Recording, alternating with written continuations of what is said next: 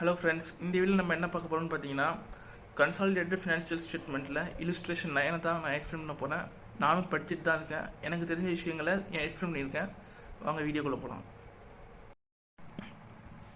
இங்கே பார்த்துட்டிங்கன்னா ஃபஸ்ட்டு இந்த இல்லுஸ்ட்ரேஷனில் என்ன டீட்டெயில்ஸ் கொடுத்துருக்கான். அதுக்கு முன்னாடி இன்வெஸ்ட்மெண்ட்டை பற்றி ஒரு சில விஷயங்கள் சொல்லியிருக்கான். அதை வாங்க நம்ம என்னென்னு பார்ப்போம். பி லிமிடெட் என்ன பண்ணியிருக்காங்கன்னா, கியூ லிமிட்டடில் இன்வெஸ்ட் பண்ணியிருக்காங்க. மொத்தமாக 12 லட்சம் ரூபாய் இன்வெஸ்ட் பண்ணியிருக்காங்க. அதுக்கு அவங்க அக்யூர் பண்ணிக்கிற ஷேர்ஸ் இன் கியூ லிமிட்டட்னு பார்த்தீங்கன்னா 10,50,000 இதுதான் இங்கே கொடுத்துருக்கான். அதுக்கப்புறம் இங்கே சில டீட்டெயில்ஸ் கொடுத்துட்டு இது வந்து 2011 31 மார்ச் அப்போது. அதுக்கப்புறம் இங்கே என்ன கொடுத்துருக்காங்கன்னா 31 மார்ச் 2013 சில டீட்டெயில்ஸ் கொடுத்துருக்காங்க. அதுக்கப்புறம் கீழே என்ன சொல்கிறாங்கன்னா, அப்போ போனஸ் ஷேர் இஷ்யூ பண்ணியிருக்காங்க. For every 2 shares they issue 1 share. இது வந்து எதுலேருந்துன்னா post acquisition profit in general ரிசர்வ்லேருந்து எடுத்து கொடுத்துருக்காங்க. இப்போ என்னென்ன கால்குலேட் பண்ணணும்னா, cost of control, minority interest, அப்புறம் consolidated profit and loss account. இங்கே பார்த்தீங்கன்னா டோட்டலாக நம்பர் ஆஃப் ஷேர்ஸ்னு பார்த்தீங்கன்னா 1,50,000 நம்பர் ஆஃப் ஷேர்ஸ் வந்து கியூ லிமிட்டடில் இருக்குது. அது பி லிமிட்டட் வச்சுருக்கிற ஷேர்ஸ் பார்த்தீங்கன்னா 1,05,000. இப்போ நம்ம இந்த கால்குலேஷனை போட்டோம்னா 70% வருது. 70% ஆஃப் தி ஷேர்ஸ் வந்து பி லிமிட்டட் இருக்குது. அதாவது கியூ லிமிட்டடோட ஷேர்ஸ் பி லிமிட்டட் 70% இருக்குது. Cost of control before issue of bonus shares தான் பார்க்க போகிறோம். எடுத்தோடனே நம்ம பார்த்தீங்கன்னா இன்வெஸ்ட்மெண்ட் இன் கியூ லிமிட்டட்னு சொல்லி 12 லட்சம் போட்டுக்கிட்டோம். அப்புறம் ஷேர்ஸ் அக்யூர்டு இன் கியூ லிமிட்டட்னு பார்த்தீங்கன்னா 10,50,000 அமௌண்ட்டை போட்டுக்கிட்டோம். அப்புறம் கேபிட்டல் ப்ராஃபிட் அப்படிங்கிறத நம்ம எப்படி கால்குலேட் பண்ணுறோன்னா, பேசிக்கலாக ப்ரீ அக்விசிஷன் ப்ராஃபிட் தான் அது. இங்கே பார்த்தீங்கன்னா இங்கே ப்ரீ இன்கார்பரேஷன் ப்ராஃபிட்னு ஒன்று இருக்கும்.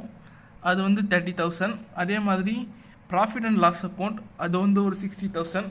டோட்டலாக நீங்கள் பார்த்தீங்கன்னா 90,000 இருக்குது. மல்டிப்ளை பை 70% போட்டிங்கன்னா 63,000 ப்ரீ அக்விசிஷன் ப்ராஃபிட்டு.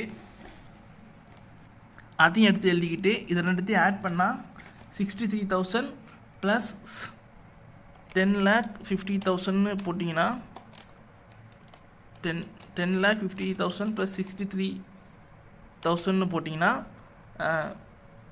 11,13,000 வரும், வந்துருச்சு. இப்போ இதை 12 லட்சத்துலேருந்து மைனஸ் பண்ணிங்கன்னா வந்து 87,000 வரும். இதுதான் காஸ்ட் ஆஃப் கண்ட்ரோல் அல்லது குட்வில் எப்படின்னு சொல்லலாம். இது வந்து before issue of bonus share.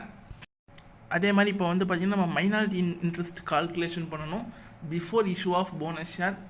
அதே மாதிரி இப்போ பேசிக்கலி 15 லட்சம் ஷேர்ஸ் இருக்குது. அதில் 30% வந்து கியூ லிமிட்டடால் ஹோல்டு பண்ண முடியும், அதாவது மைனாரிட்டி இன்ட்ரெஸ்ட்.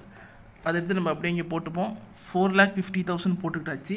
அதே மாதிரி கேபிட்டல் ப்ராஃபிட் நான் சொன்னேன் பார்த்தீங்களா, 30,000 ப்ளஸ் 90,000 பி அது அப்படி எடுத்து போட்டு மல்டிப்ளை பை 30% போட்டிங்கன்னா 27,000 வருது.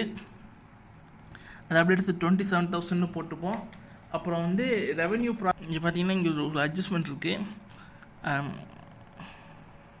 ப்ராஃபிட் அண்ட் லாஸ் அக்கௌண்ட்டில் பார்த்தீங்கன்னா 4,20,000 இருக்குது.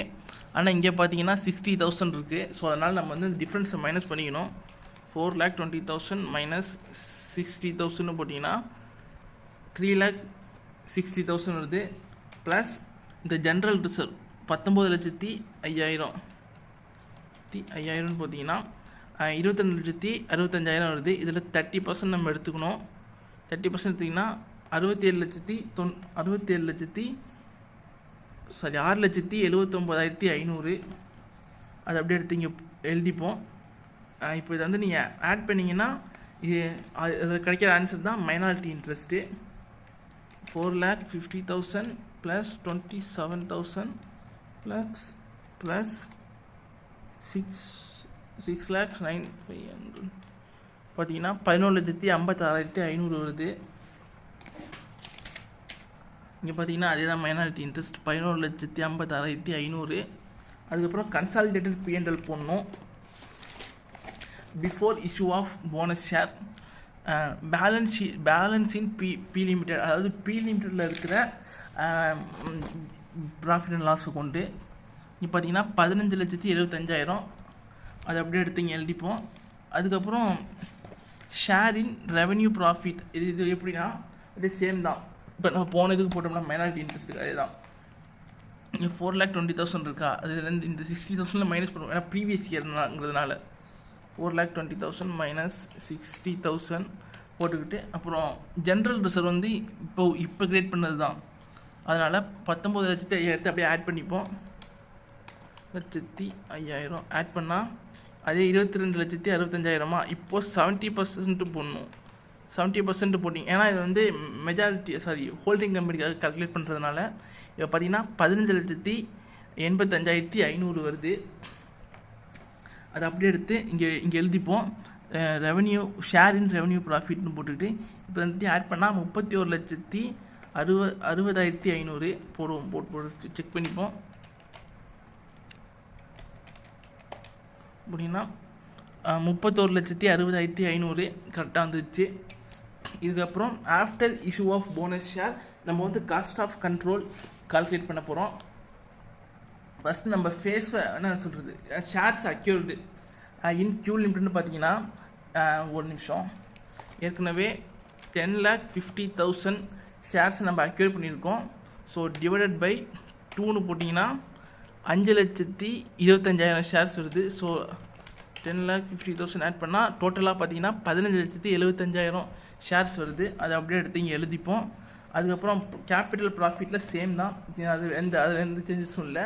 என்னன்னா 30,000 ப்ளஸ் 60,000 போட்டு 30,000 ப்ளஸ் 60,000 மல்டிப்ளை பை 70% போட்டால் 30,000 ப்ளஸ் 60,000 மல்டிப்ளை பை 70% போட்டால் 63,000 வருது.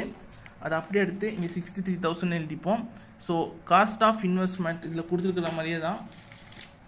ஒரு நிமிஷம், இங்கே கொடுத்துருக்காங்க 12 lakh, அதை அப்படியே எடுத்து இங்கே எழுதிப்போம். 12 lakhன்னு போட்டு இப்போ நம்ம மைனஸ் பண்ண போகிறோம். 12 lakh மைனஸ் 4,38,000 வருது கேபிட்டல் ரிசர்வு. ஸோ இது வந்து கேபிட்டல் ரிசர்வில் வருது. அடுத்து நம்ம என்ன பார்க்க போனோம்னா minority interest after issue of bonus ஷேர் கேபிட்டல்னு பார்த்தீங்கன்னா அதே 4,50,000 இருக்கா. இப்போ டிவைடட் பை 2 மல்டிப்ளை பை 1, அதாவது போனஸ் ஷேர் இஷ்யூ பண்ணியிருக்காங்க, அதனால தான் இந்த இது. இப்போது ப்ளஸ் 1,50,000 போட்டால் 6,75,000 வந்துருச்சு. அதுக்கப்புறம் கேபிட்டல் ப்ராஃபிட்டை கால்குலேட் பண்ண போகிறோம். அதே மாதிரி தான் 30,000 ப்ளஸ் 60,000 மல்டிப்ளை பை இந்த வாட்டி 30%ன்னு போட்டுக்கணும், ஏன்னா மைனாரிட்டி இன்ட்ரெஸ்ட்டுங்கிறதுனால. 27,000 இங்கே 27,000 வந்துருச்சு.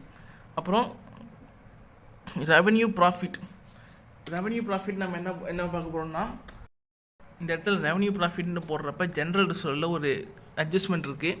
என்னென்னு பார்த்தீங்கன்னா, ஆக்சுவலாக இதில் கொடுத்துருக்குற அமௌண்ட் பார்த்தீங்கன்னா 19,05,000. ஆனால் இதுலேருந்து நம்ம வந்து 7,50,000க்கு போனஸ் ஷேர் இஷ்யூ பண்ணியிருப்போம். எப்படின்னு பார்த்தீங்கன்னா 15 லட்சம் டிவைட் பை 2ன்னு பார்த்தீங்கன்னா 2 ஷேர்ஸுக்கு ஒரு ஷேர்னு இஷ்யூ பண்ணியிருப்போம். ஸோ டோட்டலாக 7,50,000 வந்து இதுலேருந்து மைனஸ் பண்ணணும். ஸோ மைனஸ் 19,05,000ன்னு போட்டால் ஜென்ரல் ரிசர்வில் பார்த்தீங்கன்னா 11,55,000 தான் இருக்கும். இப்போது அப்படியே நம்ம இதை ஆட் பண்ணிப்போம்.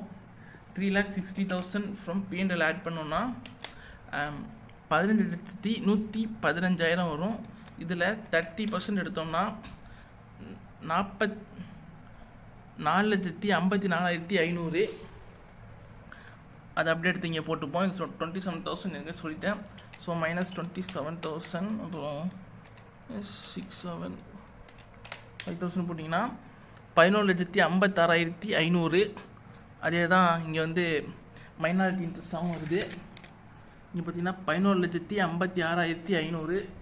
ஸோ அதே மாதிரி கரெக்டாக வந்துருச்சு. இப்போ கன்சாலிடேட்டட் P&L பார்க்க போகிறோம். இந்த இடத்துல தான் மறுபடியும் அதே தான் திருப்பி போட போகிறோம். அதே அட்ஜஸ்ட்மெண்ட் தான் திருப்பி வரப்போகுது. இங்கே பார்த்தீங்கன்னா அதே 19,05,000 மைனஸ் 7,50,000 அந்த போனஸ் ஷேரு, அப்புறம் ப்ளஸ் 3,60,000 இந்த டிஃப்ரென்ஸ் P&L, அதாவது P&L 4,20 போக 60 கழிச்சிட்டா 3,60 வரும். மல்டிப்ளை பை 70%ன்னு போட்டால் 10,60,500 in share in revenue profit of Q limited. அதே மாதிரி பேலன்ஸ் இன் P லிமிடெட் அப்படியே எடுத்து டேரெக்டாக எடுத்து எழுத வேண்டியது தான். ஒரு நிமிஷம், இந்த ஒருக்கு பார்த்தீங்களா, ப்ராஃபிட் அண்ட் லாஸ் 15,25,000 அது அப்படியே டேரெக்டாக எடுத்து இதில் எழுத வேண்டியது தான். ஸோ ரெண்டுத்தையும் ஆட் பண்ணால் 15,70,000 26,35,500 கன்சாலிடேட்டட் P&L. அதே மாதிரி ஆன்சர் கரெக்டாக வந்துருச்சு. இந்த வீடியோ உங்களுக்கு பிடிச்சிருந்துச்சுன்னா லைக் பண்ணுங்கள், கமெண்ட் பண்ணுங்கள், ஷேர் பண்ணுங்கள், நம்ம சேனலுக்கு சப்ஸ்கிரைப் பண்ணுங்கள்.